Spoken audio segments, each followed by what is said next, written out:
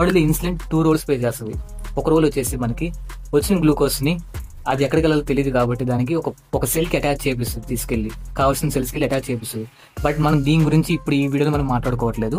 And రెండోది ఇది excess glucose. ఇది ఫుడ్ ఎప్పుడైతే ఎంటర్ అయిన వెంటనే బాడీ ఎక్సెస్ గ్లూకోజ్, నీకు అక్కర్లేని గ్లూకోజ్ కన్నా ఎక్కువ వచ్చిందంటే దాన్ని మొత్తం గ్రాప్ చేసి దాని అంతా పట్టేసుకుని వెళ్ళి స్టోరేజ్ లోకి వెళ్ళి పెట్టేస్తుంది. స్టోరేజ్ అంటే లివర్. ఇందులో ఇన్సులిన్ గ్లూకోజ్ ని ఎక్సెస్ గ్లూకోజ్ ని వెళ్ళి స్టోర్ చేస్తుందని అడిగితే మన బాడీ అనేది ఒక కెపాసిటీ ఉంటుంది, గ్లూకోజ్ ని హ్యాండిల్ చేసే కెపాసిటీ ఒకటి ఉంటుంది.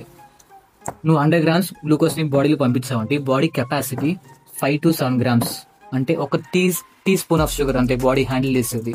దీని మించి నువ్వు ఎంత ఇచ్చినా కూడా బాడీ స్టోరేజ్ లో తీసుకెళ్లి పెట్టేస్తుంది. ఇంకా ఈజీ. లివర్ అనేది చాలా తెలివైంది. గ్లూకోజ్ ని నార్మల్ గా స్టోర్ చేసుకోలేదు, ఒక స్ట్రక్చర్ లో పెట్టుకుంటది.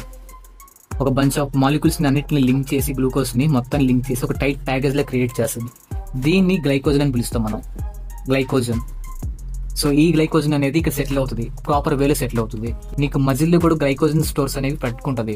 నువ్వు ఎప్పుడైనా జిమ్కి వెళ్ళే వాళ్ళందరికీ కార్బ్ లోడ్ ఎక్కువ ఉంటే వాళ్ళకి పర్ఫార్మెన్స్ అనేది ఎక్కువ ఉంటుంది కదా, because of this one glycogen.